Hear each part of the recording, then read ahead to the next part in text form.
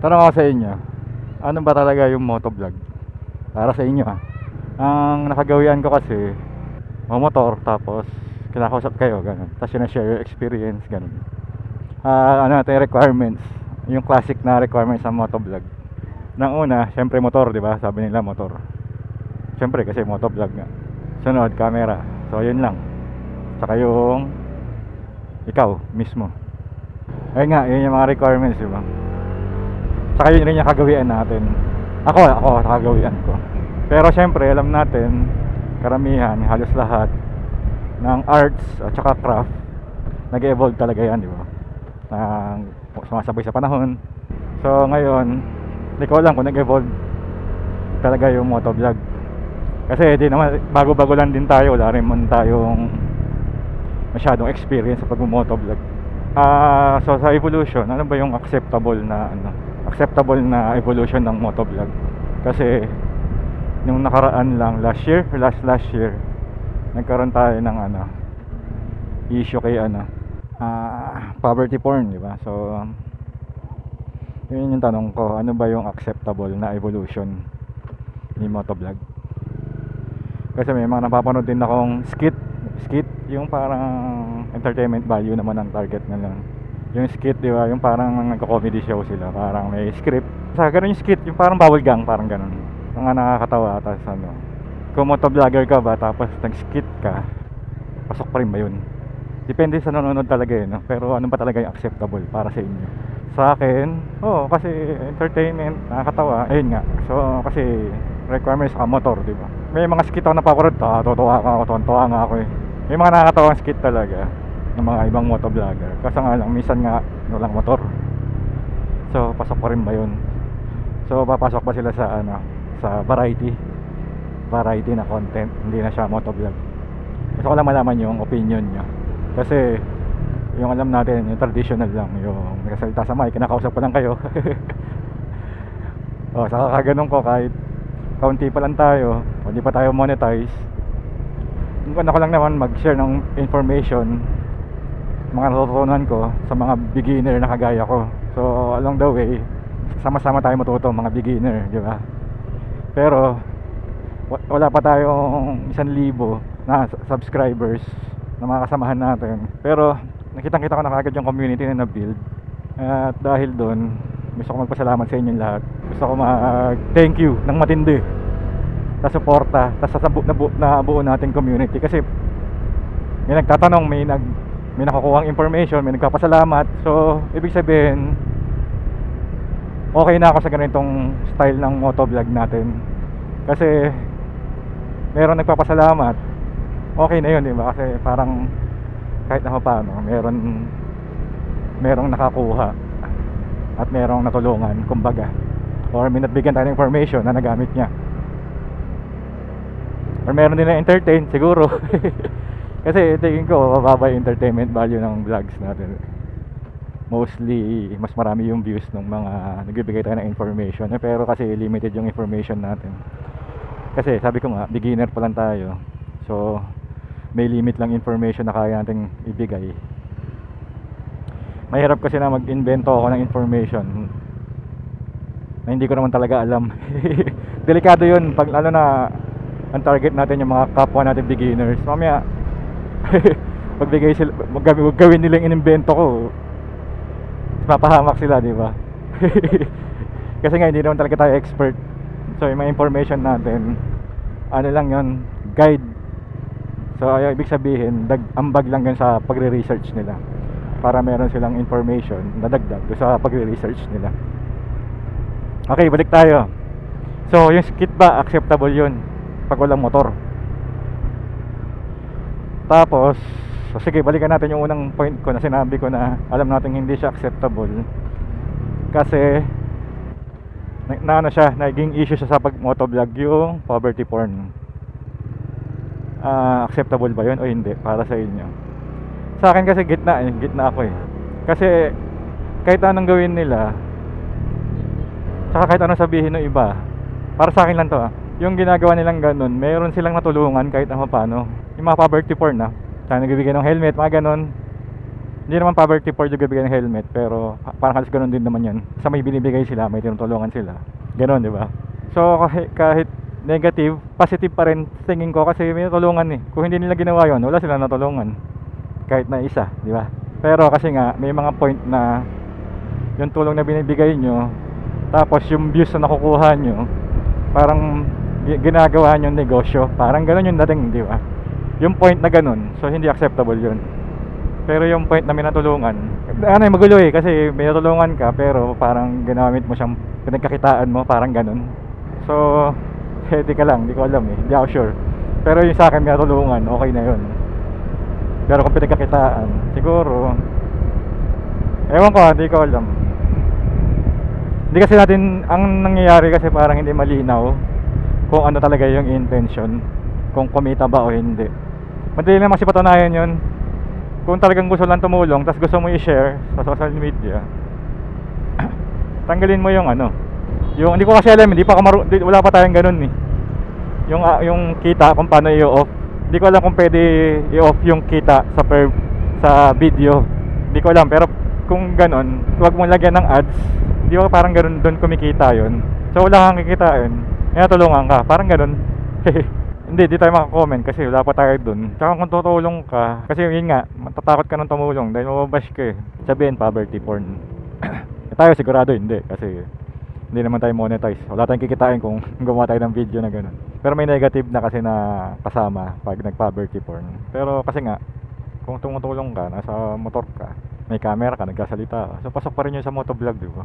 Kasi yun yung requirements eh. So di ba magulo, pero para sa akin, wag na lang. Pero at least may natulungan. Tanggalin mo na lang yung kita sa video para wala masabi. Mahirap pagka hindi kayang tanggalin, di ba?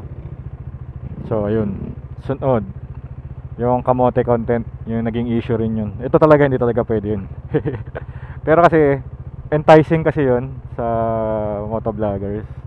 Kasi kahit kaninong content creator, kasi ano yun eh, sensationalism. Mas yung negative kasi mas maraming nakukuha talagang attention yun.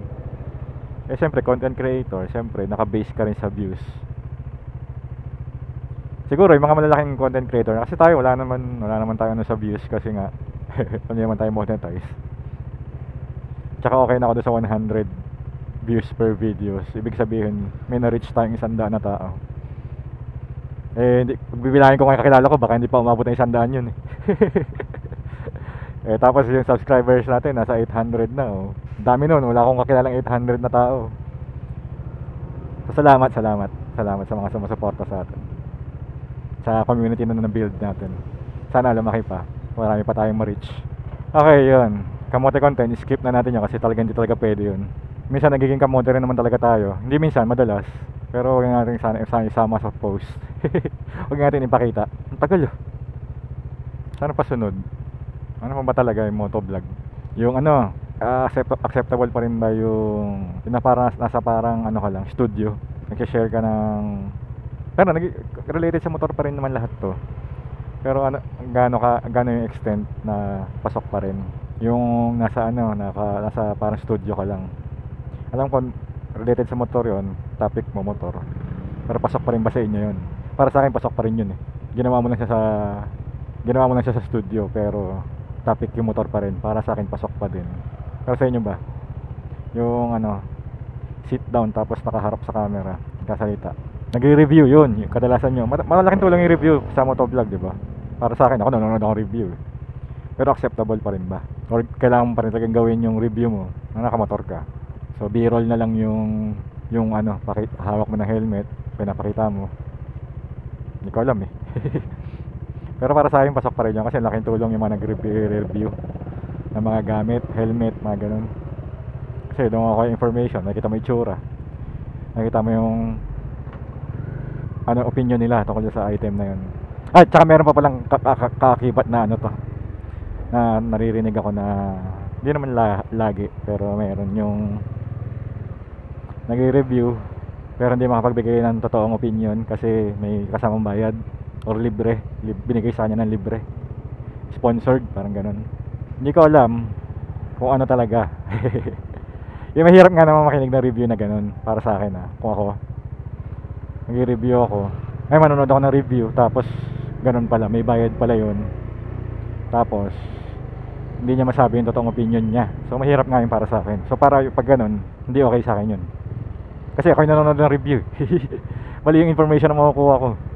Pero hindi lahat. Hindi ko naman sinasabi lahat. Tsaka hindi naman sinasabi na ipag-sponsored sisinungaling na, di ba? Pero, yun nga. Baka di pa rin natin, di tayo makapag-comment din dyan kasi wala pa nagbibigay sa atin ng ganun. Hindi natin alam yung kalakaran doon. Pero may manaririnig kasi ako na ganun. Nga, pag may binigyan ka ng item,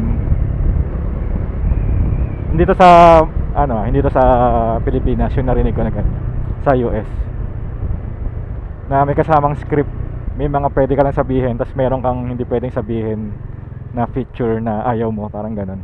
So parang kung may, di ba, bago yung item, meron ka nakitang mali na konti, bawal mo sabihin. Parang ganun. So yun yung sinasabi ko na sa US, hindi sa atin. So ayun nga. So tingin ko di okay yun. Tapos nakalagay pa honest review. So hindi acceptable para sa akin, pero sa inyo. Tapos pagkatapos giveaway, di ba? Okay pa rin yun kasi may makikinabang. Pero yung review, may maling information ka nakuha. Hindi naman mali or kulang, ganun. Hindi ko alam. Tsaka ako naki-update pagka nandun na tayo. Pero sana wag. Sana wag tayong mapasok sa ganun, yung review na may bawal sabihin. Pangit nun. Pero di natin alam kasi nga wala pa tayo doon. Baka pag tayo naman nandun, ganun din gawin natin. Pero sabihan nyo ako pagka naging ganun tayo para sabihin nyo kagad para hindi tayo mapasok sa ganun kung sakali man. Okay na kasi inyo sa 100 views na binibigay nyo sa akin.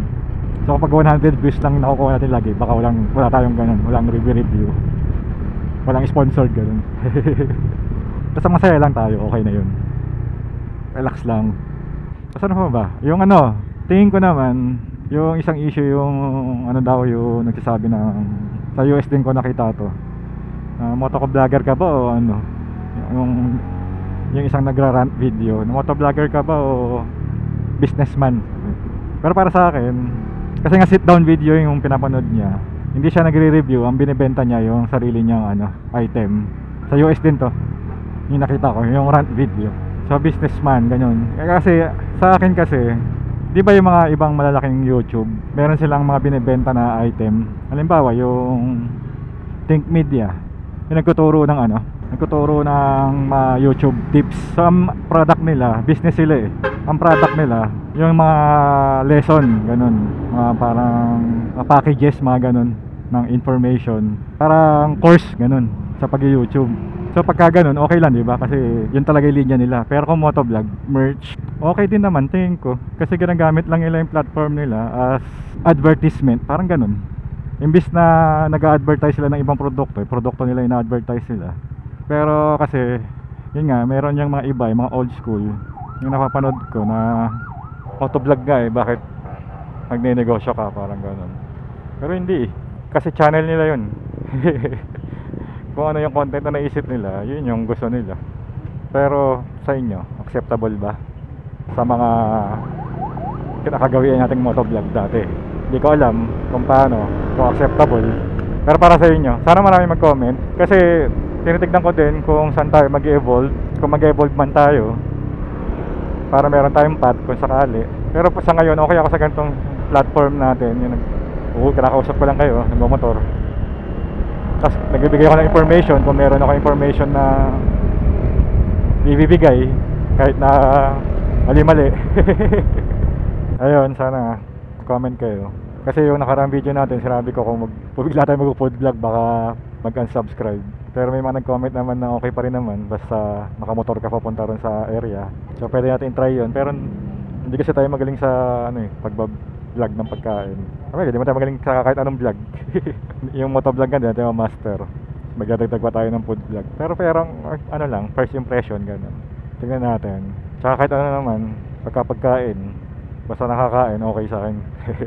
Mahirap lang yung hindi ko makain. Pero kung nakakain, masarap man or hindi masyado masarap, okay pa rin sa akin yun. Wala akong kwenta mag vlog, food vlog.